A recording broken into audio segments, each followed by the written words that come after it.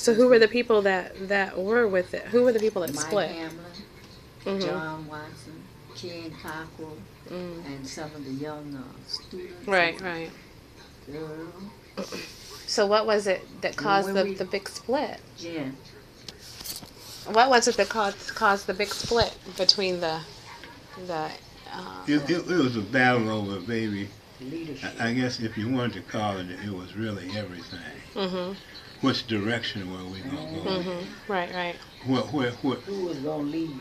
Which resources we were going to go get? Mm. You know, who was going to control these resources? Right, right. You know, and it was reflected in the question of who was going to be on the leadership. Because the leadership group would decide these things. Okay. You know, so I mean, what hit me? I mean, we had all these contradictions with Jim Foreman and Mike and Watson and Kenny Cockrell and them over this control, conflict, and change, Mhm. which was this big book club. There was a bunch of white folks in it. Mhm. They used to meet down in Central United Methodist Church, Mhm. and they study a book and they go through that and look like the whole organization was becoming that. And we done left the blacks and the poor folks at the welfare offices and the plant gates Mhm. and the schools, and we spent all our time trying to intellectually The medical workers. intellectually fraternize with all these intellectuals. You're trying to be a book club. Yeah, see, because that was the easy way out. Right, right. And they were shining. So what happened when we went to that? I hadn't decided to quit until then. I went to that meeting that night. I went to that meeting that night, and we're gonna advocate some change in the leadership. And so what we did, we needed to add some people to this executive board, Mhm. and because that was the real contention. Now, who's on this executive board, and how did they get there? Mhm. Appointed themselves. You know, and so we had a couple of people we were trying to promote. The people that got crossed the worst in the thing, as far as I was concerned, was women Youth. and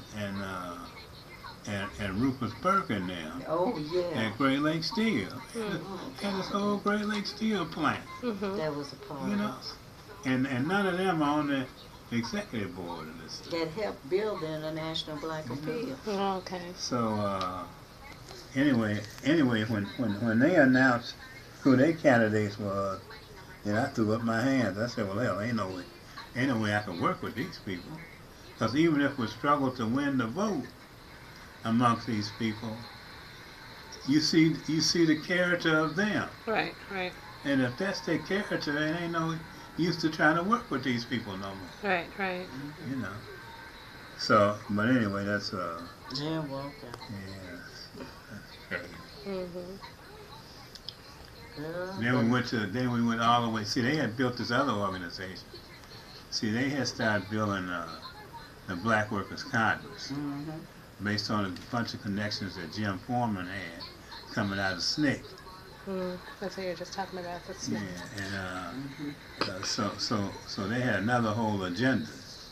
they Their stole agenda, our trip. their whole agenda was to use this other organization to get rid of us. Mm. You know, that kind And of to get the Black Star printing operation.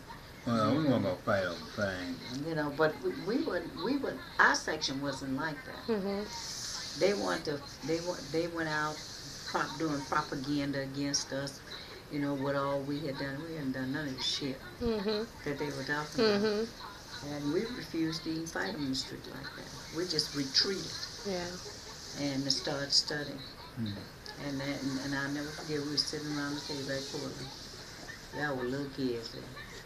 And decided to send Chuck to California to get Bob Williams to come and educate us. Send Chuck Williams to California, Chuck, Chuck Williams to California to speak at a May Day rally. yeah. You know, because we didn't know Robert existed then. That was before we sent him the second time. Well, yeah, The first time we discovered it. Mm-hmm. The second time we sent for them. Honey, it was, and we gave a lot. We gave us a lot. So how did you end up getting with Nelson Perry? That was part of it. Yeah. Robert Williams of Bob introduced us to Nelson Perry. Mhm. They had been looking at us, Yeah, and we didn't know it. they Okay. had been studying us. And Uh-huh. We hadn't been studying them or nobody else. we had been getting their papers and then Yeah. just throwing them in the back. Uh-huh. Everything. We didn't know nothing about that. Mhm. And the people that used to buzz around us from the CP and stuff like that, Communist Party. When we went to a meeting one time with the Testament said, we want to build a Communist Party and blah, blah, blah, and all that stuff. Mhm.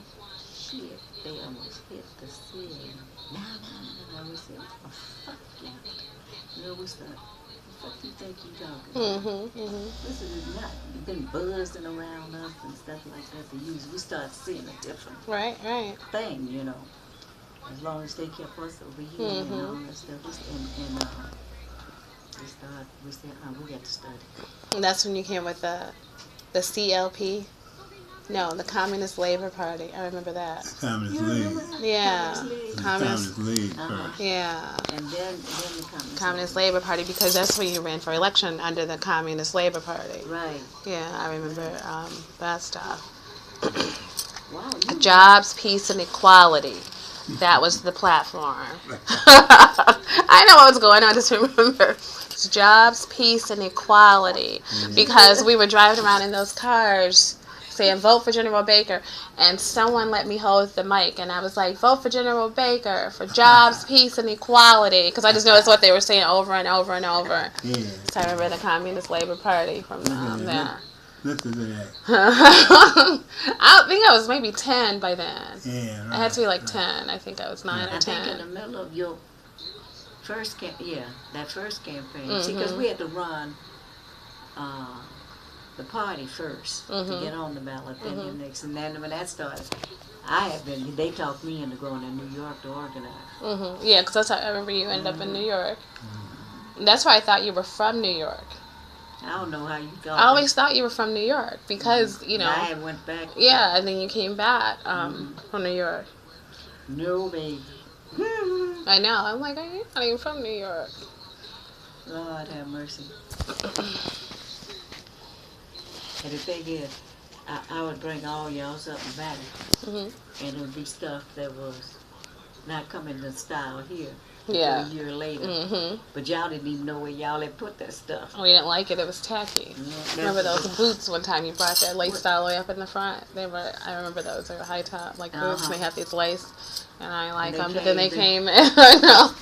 I'm like, where them boots at? New York is always a year ahead. I remember a little outfit I bought in Vet.